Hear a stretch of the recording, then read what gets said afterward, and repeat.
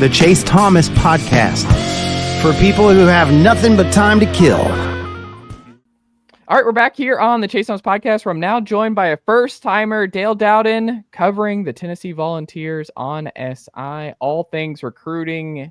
Saw Braylon Outlaw in person, one of the 3 2026 linebackers in the class for the Tennessee Volunteers. William Inge, big-time class here with TJ White, Brayden Rouse, but the kind of forgotten one in Braylon Outlaw, high three-star kid out of, is it Pikesville, Alabama? Pike Road, Alabama. There he goes, Pike Road, Alabama. Yep. And just a tackling machine and just a great player. What did you see from Braylon Outlaw, the kind of overlooked linebacker in this 26 class this past week? Well, to be fair, don't want to cut him any short, but I was actually able to see Brayden Rouse as well already this year. Oh, yeah. 2 of the 3. Mm-hmm. This was my first chance really to be around Outlaw, to see him in any type of a setting. One thing that definitely stood out, the lateral movement sideline to sideline is definitely there. And when he hits very violently. It runs through the ball carrier, very disruptive. Was all over the field. At various times they line him up almost coming off the edge, just in some blitz packages. Very high motor. Very solid pickup for Inge. Just to be a 3-star for most sites, definitely a gem that Inge got with that one. What was the most surprising thing you saw from Braylon Outlaw that you have to see in person? It's like one of those things you can watch some huddle tape, but like you seeing him in person, is it just the way he hits, like that violent? What is it? The physicality of the hitting, really. I mean, you see a little bit of that on film. But when you're dealing with skybox film going in the angle, it's hard to see exactly what that trajectory is really like. And to see him just running through people. I know the quarterback from Prattville, he came off his feet at one point to throw the ball and caught Outlaw in the chest midway doing it. And it took him a few seconds to get up. Like I was really, I wasn't sure if he was going to be taken out of the game permanently. He was able to catch his breath to come back in, thankfully, no injury or anything. But it looked a lot worse than what it was when it initially happened. What does he play 2 ways? If he does, I didn't notice him a whole lot in that game playing 2 ways. That was one thing I definitely paid attention for, because Rouse, he pretty much plays both sides of the ball at Kell, and you really don't have a chance to take a break with him because just as many plays he makes defensively is just efficient on offense as well. Did you talk to Outlaw after the game? Yes, sir.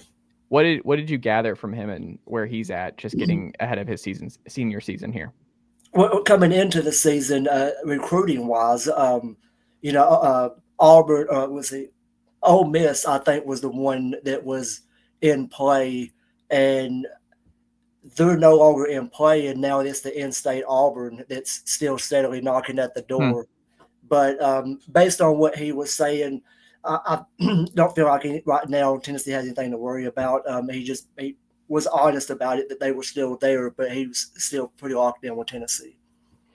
When you look at Brayden Rouse, the number 1 of the 3, like you said, at Kell, back in the home state. I mean, he's a player, big win over Texas in that recruitment. What did you see from Brayden Rouse in person? Just a ball player. Just a certified ball player. He's a guy, obviously, he has the look, the size you want at a high school linebacker coming out. The interesting thing I think I've learned most about Rouse is having a personal friend that actually coached him while he was at Kell, and now he's moved on. He's coaching a school closer to home now. But he was telling me, that when Rouse first got to high school, kind of average size for what you would see in a freshman, that nobody really seen anything just spectacular about him. And then really between his sophomore and junior season took a major jump. Obviously he was already trending that way. And then I guess the physical body just developed, really started seeing what type of a playmaker he could be, which I thought was very interesting, and it kind of makes sense to the timeline of why some schools were kind of late getting in on him, especially at the linebacker position. But then you get him on offense, and it's just a mismatch there because you see this guy move so well to be the size he is, and at 6'2", 6'3", and just a physical guy. If he goes up for a ball, you're going to have a physical DB to go up and even contend with it, or not, you're going to get picked on all night. Was there part of you watching him play both ways where you're like, are we sure he's not an offensive guy? Oh, I even joked with him and I asked him, I said, how many more catches do you have to make before Alec Ablin starts talking to Inge about using you on the offensive side? And he kind of laughed it off. And he said, well, I think the coach that's next in line to get me, has dibs on me is Coach Chop. He wants to do some edge stuff with me. Yeah, and I mean, Chop has got some interesting guys in here. I mean, Christian Gass, I'm sure you saw last year, the 4-star out of Covington, big battle, Tennessee won over Georgia. We haven't seen him. He's been banged up, and I think he will be back, next month. I think he will not be ready right out of the gate for Tennessee. But interesting Leo guy, someone who can play all over the field, and Brayden Rouse might be one of those guys who you can move him around, and he's just a ball player, right? Like, he kind of seems, to me, from what I see, he's like I think he's like a plus Aaron Beasley. You know what I mean? Where Aaron Beasley was super fast and seems like he's someone who could be a tight end too, with just his look and everything else, where he can just fly. But I think he doesn't have the natural talent that Brayden Rouse does. I think he was a good player, but Brayden Rouse has like special all around. He just has some raw ability that's been untapped, and with that, the ceiling is extremely high. So when you look at the three, who has been? You haven't seen TJ White in person yet, have you? I've seen TJ in person at the Rivals camp in Indianapolis. Now, granted, it's shirts and shorts, but you could see the flashes of what he can bring. So if you had to break down the difference between the big three there, like one big trait for all three, what would it be? Rouse probably overall the most athletic of the three.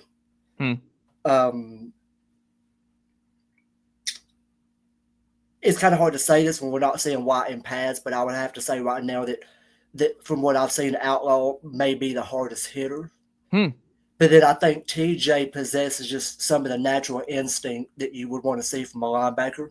Because I know during the 7-on-7 portion of the Rivals camp, he undercut a pass from Briggs Cherry, who Louisville commit out of Chattanooga, and just read his lunchbox and just took it the other way. And like it happened so quick that like me and Sam Spiegel were just like, who just picked that? Because he jumped it so quick. And without those basic traits of a linebacker, IQ wise, you don't see those plays being made. I love it. Vol fans have got to be excited about this linebacker class. They're all very different, and I just think William Inge has just done a phenomenal job in 2 years at Tennessee. Like, he's just stacking dudes. They're not all going to work out. Like, that's just a numbers game. Like some of these, but man, it's an iron sharpens iron type of deal where there's just so much talent in that room right now. One thing that kind of reminds me of, you could probably make a comparison to an earlier class. Now, granted, most of them didn't even stay; they all dispersed.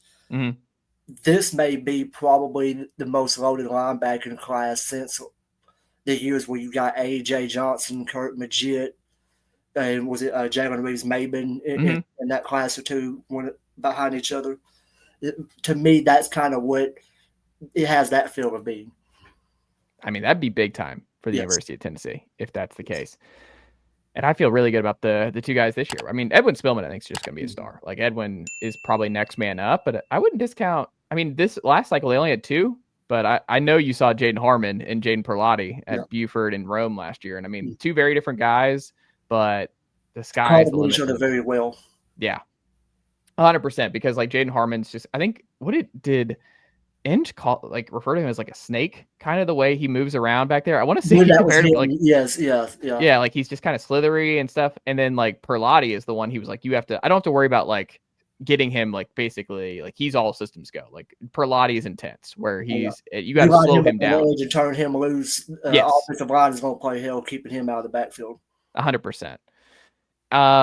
Hezekiah Harris might be flipping. We'll see. He's making his final. I guess it's kind of weird that he's making like a final commitment when he's already committed, but on September 1st. Me, that's kind of, I don't want to buy too much into it, but I was thinking about that on the way home today. I was like, the kid is already committed. Right. If it was Auburn, wouldn't it just simply be a recruitment shutdown? Yes.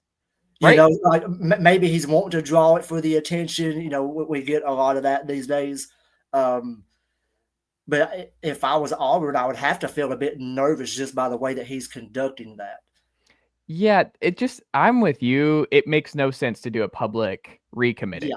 Like it's kind of like a valve renewal, and you're just I don't know. It's just kind of odd. You don't see that in high school recruiting. It doesn't make a whole lot of sense because we see that all the time. Guys shut it down. They're just like, I'm good. I'm done. Please stop calling me. This is where I'm going. But the fact that he is making a public announcement, I think if you're one of the top contenders for Hezekiah Harris at the Leo spot, because for sure. I think if you're Tennessee, you feel good. Like this is happening on September 1st. And I do kind of wonder if this is what Tom Loy of 24/7 Sports was hinting at. Because I mean, he had a piece over there on his side about like Tennessee could push for a top 5 class. And I was doing the math here where I'm like, even if you flip Tristan Keys, that's not going to put you in the top 5. It'll put you in the top 10 firmly. Like you will have a top 10 class the first in the Hype era.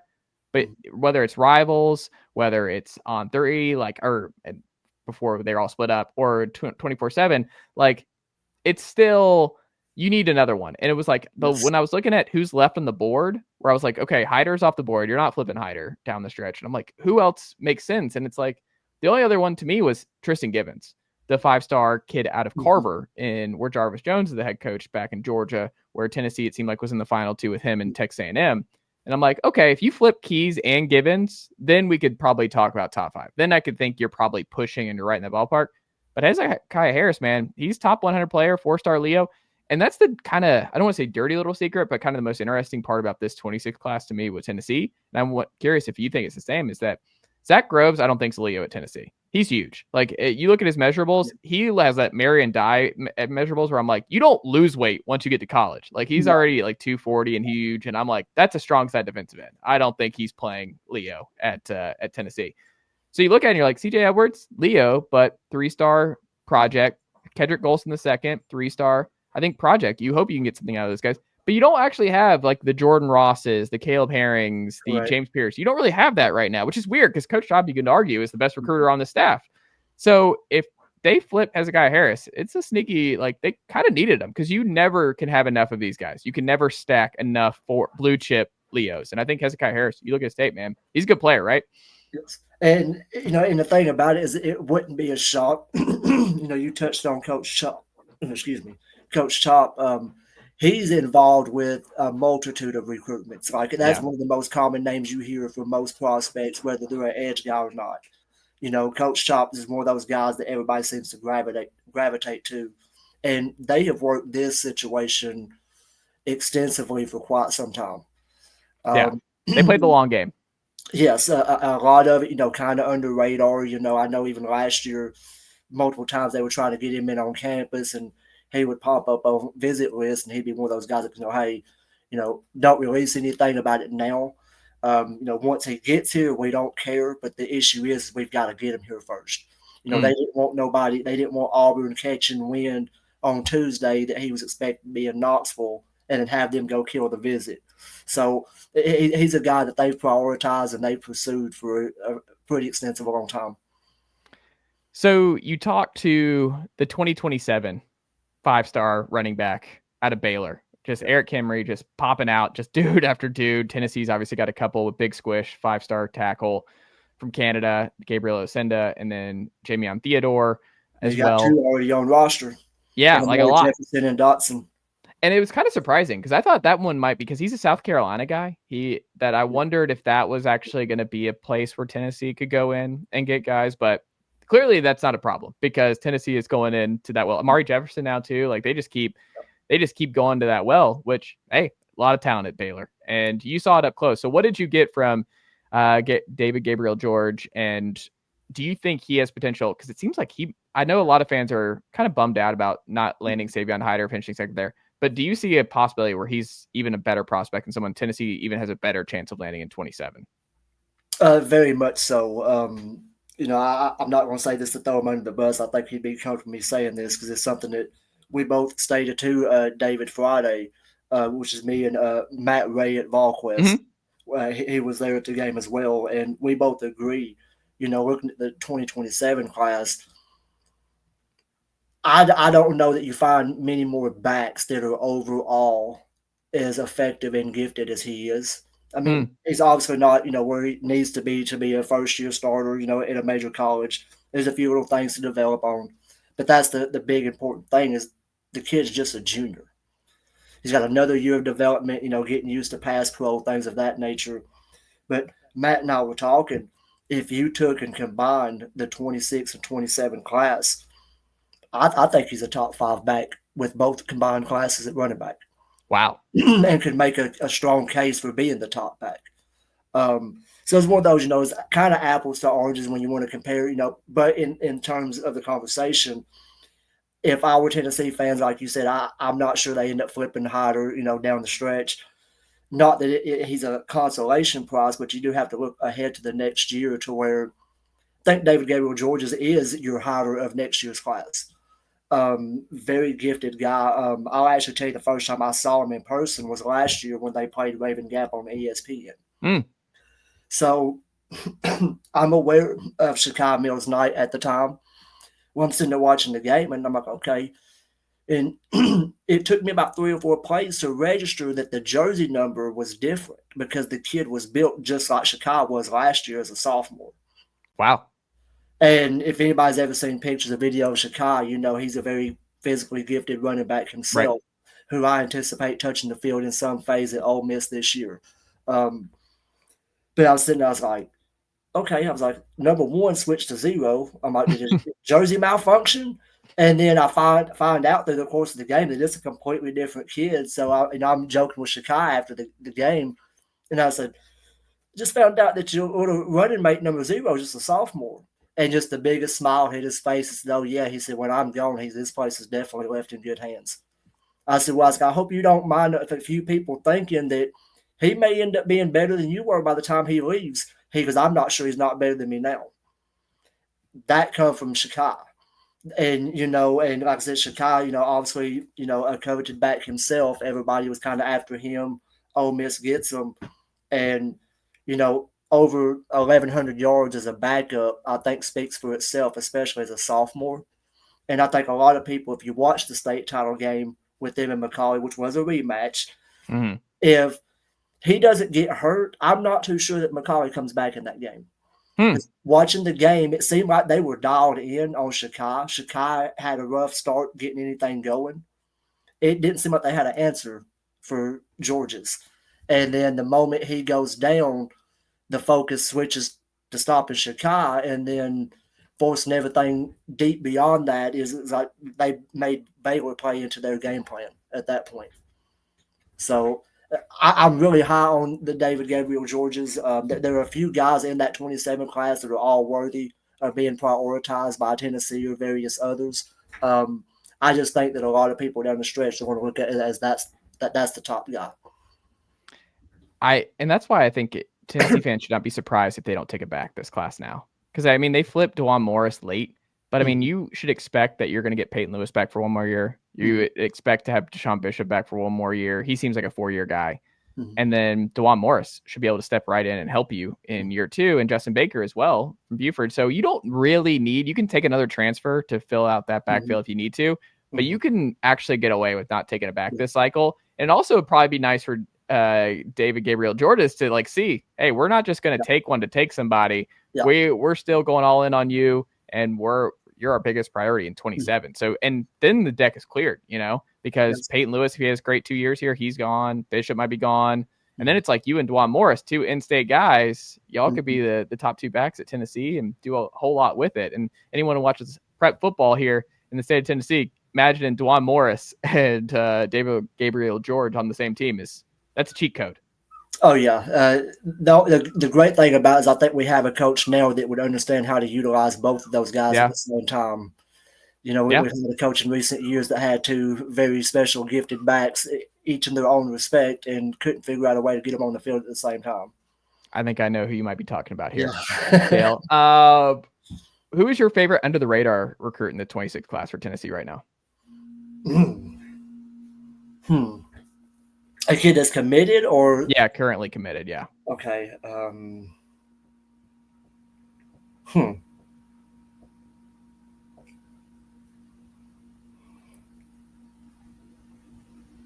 I think I may actually stick with the one that just flipped to Tennessee from South Carolina last week in Kamari Blair. Okay. Have you seen him in person? I have not seen him in person. Okay. Other than I've talked to him after a visit, but as far as seeing him compete, I've heard a lot of good things about him, and a lot of what I've heard obviously is supported by game film. Just think that he's one of those guys that he has the size that a lot of coaches will be looking for. And I think the biggest key that he has is he's so raw and youthful in what he does that for a college coach, they don't have to break any necessary bad habits, if that makes sense, to where they can bring him in instead of worried about breaking habits and then rebuilding. They're bringing him in and just straight building from the ground up.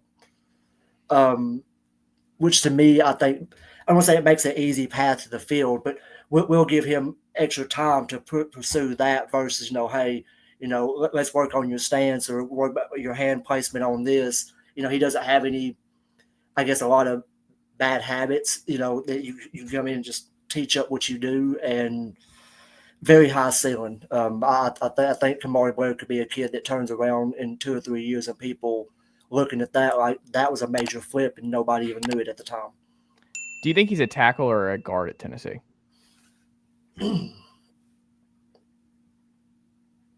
I would probably have to say tackle right now, just again because I've not had the opportunity away from film of seeing them in person to see how quick that first step is. I'd probably say tackle right now, but I would probably say that moving forward, he might be a guy that they try to move back to the inside, just for the versatility of it. But right now, probably a tackle.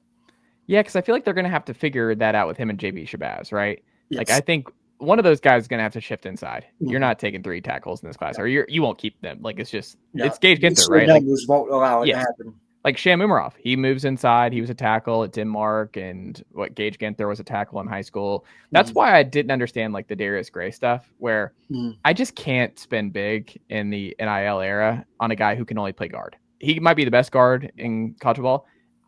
I would much rather have spend big on a Kamari Blair than Darius Gray because he could be a tackle, he could be a guard, and I need that versatility because you just don't know until you get to campus and what your numbers look like.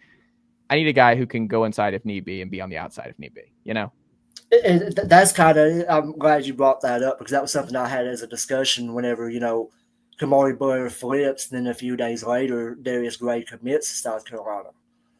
So I posed the question, it's like, well, what were their plans for, Blair? Because if they recruited him in as a tackle, you would think him having the knowledge that number one interior guy coming would make him stay. Right. So either they had plans for Blair at guard, and they found out they were taking the number one, and he backed out. Because I just don't see you having the angle to where you're having him at 2 different positions. Blair knows he's coming, and instead of sticking and having a monstrous line class, leaps. Yeah, it would be interesting to know. That's like one of those you'd love to have the conversations. Like, be like, all right, honestly, what was your thinking here? I am curious because it's just the timing. It's just the timing and everything else. Like Hezekiah Harris, he's publicly announcing a recommitment. That seems unlikely. that seems odd. And that's what I tell people about Blair.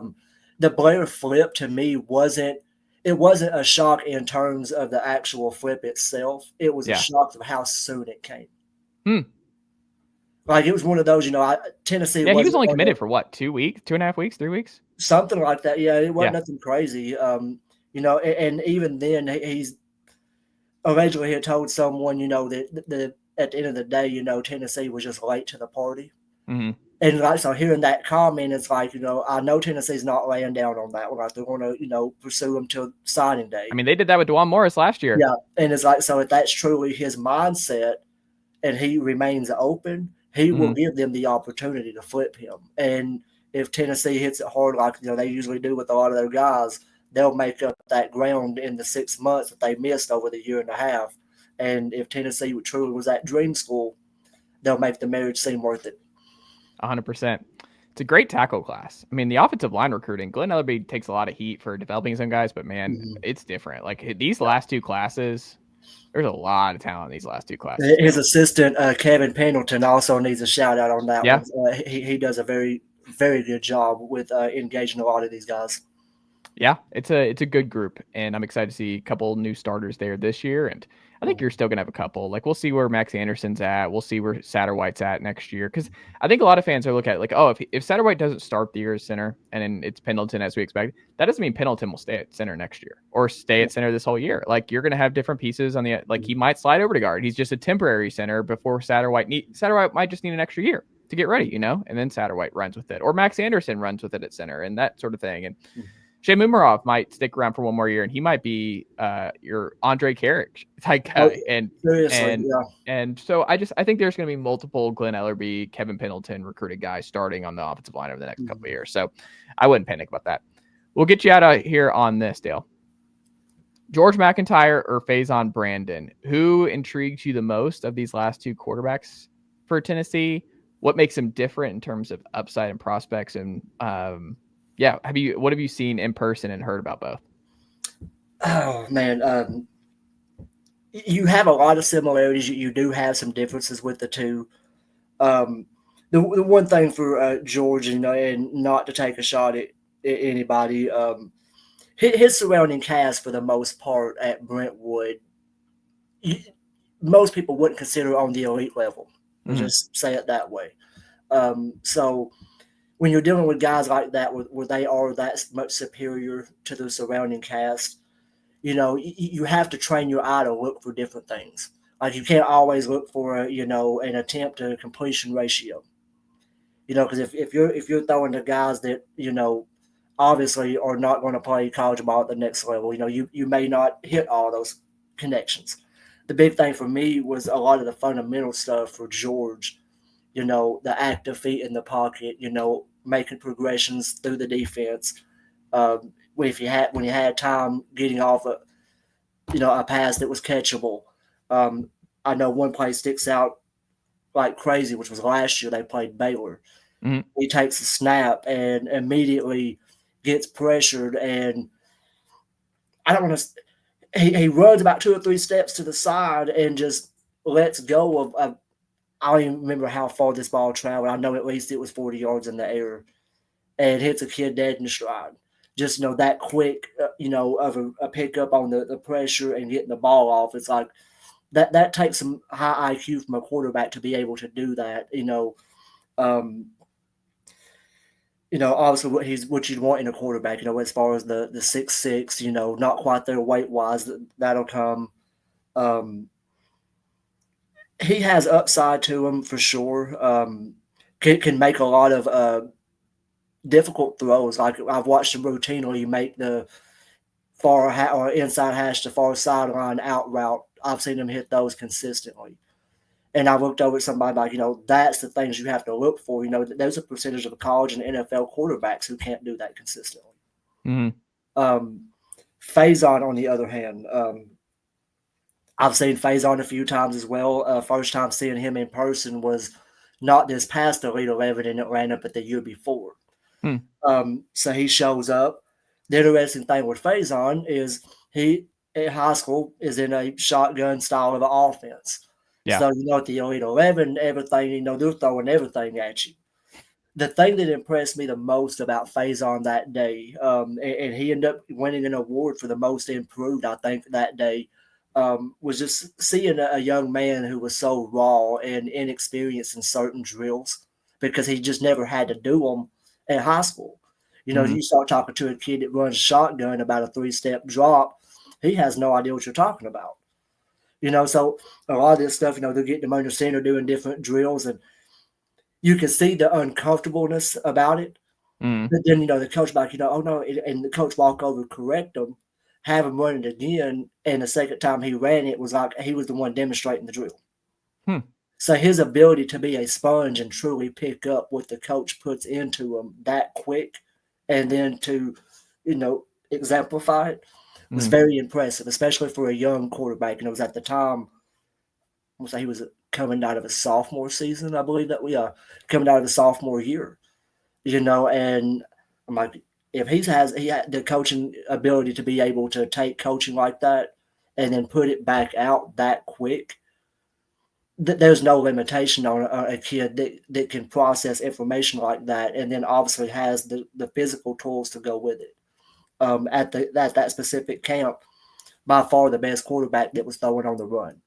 Like he could roll out and just laser point, the comeback route on the sideline, and I'm looking around, and a lot of people were buzzing. I actually had somebody make the comment, and it was their first time seeing Faizon as well. They walked up to me, and don't crucify me, Tennessee fans, for bringing this up, but he walks over and he says, if that young man keeps working and developing the way that he is, he's going to show up at Tennessee better than what number 8 is at that time. People could take that for what it's worth. I know some people feel like, Nico wasn't everything that was said about, but, at that time, that was kind of a hot topic. And I kind of looked and I was like, it's a heck of a statement to make, and after watching the rest of the day, and then obviously I've seen Faizon, I think 2 or 3 times since then, and just seeing where he was and where he's at now. And I'll just be honest, for me, and obviously I'm not Coach Halsley or Hop or anything like that, but unless they get a grad transfer, another one next year, it's going to be very hard to keep Faizon off the field in year 1. It's why I've said, like, everyone's talked about like house money for George this year, where him having a good fall camp. It's like, great, he's not expected to play. I'm like, Yep. I don't know, man. If you're George and you want to, like, you've got Faizon coming in December, you actually kind of want a sneaky opportunity to play. Yes. Like, you actually want an opportunity to showcase what you can be down the stretch this year. If you get a real game at action. some point before he gets there. Yes, because once Faizon's there, man, it's going to be really hard based on everyone you talk to and hear about this kid, that it's just going to be very hard to keep him off the field. And it's one of those problems. If you're Tennessee, you love to have it. Yes. You've got, away from, Joey, of course, should be going after this year with the 3 guys you should have in that room. All 3 talented young guys. Personally, all 3 of them, very great people. Probably one of the better quarterback situations as a whole unit that Hop and them may possibly have had since being there. It's just like you said, when Faizon gets there, everything is house money at that point. If you want to prove yourself, you better get to it. Yeah, it's like that, David. It's almost like David Sanders, where it's like, look, we can't promise you anything, Larry Johnson or anybody else, but like the fact is, I mean, it's David Sanders. He's the number 1 tackle in the class. Like, he's going to be coming in right. And I mean, to his credit, it seems like he's done everything right, put on the weight, worked it, and it's going to be your starting right tackle out of the gate here. So it's just kind of like Faizon might come in that same way, and then I imagine people saw him, they're like, oh, this is a different kind of true freshman right tackle. Like, this guy's future left tackle, star, first round guy. Like, he's different. And that might happen with Faizon. And Tennessee definitely handled the situation with Sanders very well too. Yeah. A lot of the talk coming out from spring, that he was working with the 2s and 3s. They gradually let him move up. A lot of people was like, well, if he's projected this, yes, we get, but we got a long time from spring until fall. Yeah. The last thing you want to do is take a kid like that who has a mentality of, hey, I'm ready. You throw him out there, he gets, abused the first couple of days because he's adjusting to everything. Yeah. And then you crush his mental stability. You don't want to do that. No, I mean, because it's going to be hard. We'll see what he looks like. Cade Proctor was not good his first year at Alabama. They threw him out as a true freshman. I mean, it's hard. It's different kind of grind, different kind of body types here in the SEC. Yes. Dale Dowden, what can the good folks check out from you over at Tennessee Volunteers on Sports Illustrated this week? I've still got one more story coming from the game I was at Friday, which should be the big Gavin piece. I am heading back into Alabama this week, going to check in on a 2027 linebacker. Almost kind of wish the Hezekiah Harris news had came out a little bit sooner. I might have had a different destination. They're not close where you're going, so it's not on the way or anything. Yeah, no, unfortunately it's not. I looked at it at work today just to double check. I was like, well, if I could leave an extra hour early, I might be able to swing this, but they just a bit too far out.